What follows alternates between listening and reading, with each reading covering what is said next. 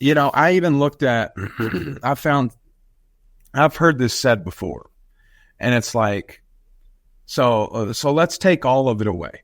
Let's take all the kids, let's take all the businesses, whatever it is that we have personally going on.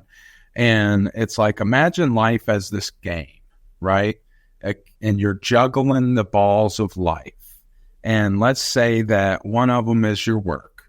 One of them is your family. One of them has to be your health. One of them be your friendships, and one of them be your spirituality. Everybody is juggling these 5 balls, right? And you got to think about balancing those out. And I think that's the challenge, So to me, what I was saying is, when you have other people helping you with those things, it makes it so much easier.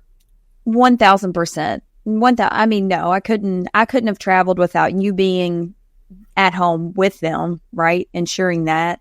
And the grandparents. I mean, they help tremendously. I mean, when they say it takes a village, it really takes a village, especially when one of the parents is gone. I mean, much respect to single moms out there, because I don't know how you do it. I mean, I really. Daddies too.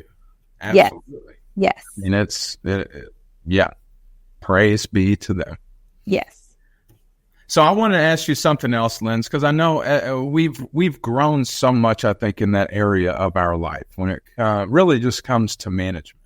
I think at first we just knew we didn't have a choice, and you kind of had to do things. And as we've grown and as we've matured, as we've read, I think Stephen Covey is somebody that comes to my mind. And I think about the book of Highly Effective People and what we've learned from managing our quadrants, and managing, again, those roles and goals. When you come to putting these things out on paper, it's like, okay, we're going to start with our roles.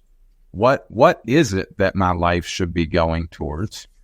And then what are my goals in those aspects? And now we get into what's important, what's not important.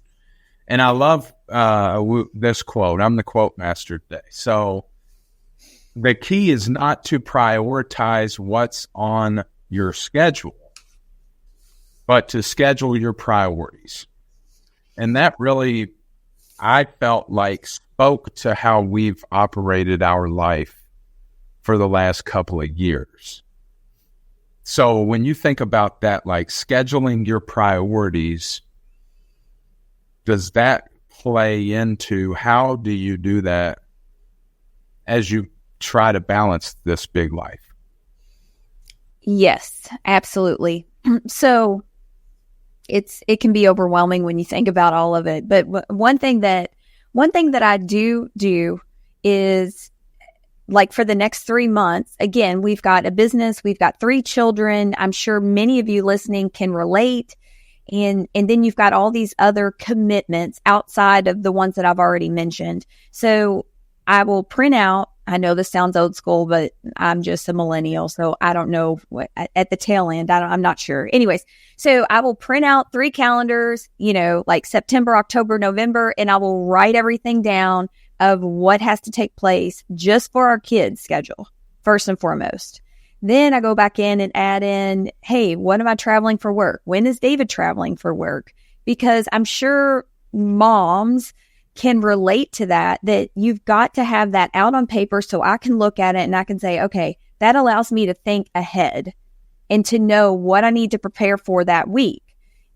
Also, as far as, the priorities, making sure, hey, I typically take Lenny to dance. Hey, I haven't got to really talk to Locke a whole lot. So usually, I'm not always the best about this, but I'll try to get an hour either every 2 weeks or monthly that we can go and grab lunch together, just the 2 of us. Because David primarily, takes Locke to practice. I primarily shuffle the girls to dance. And so just making sure that you're getting that one-on-one time with them, because that's so important. There's just so many little things, even in the car, just a simple conversation. There's so many things that they can tell you in a matter of an hour. And those conversations are important.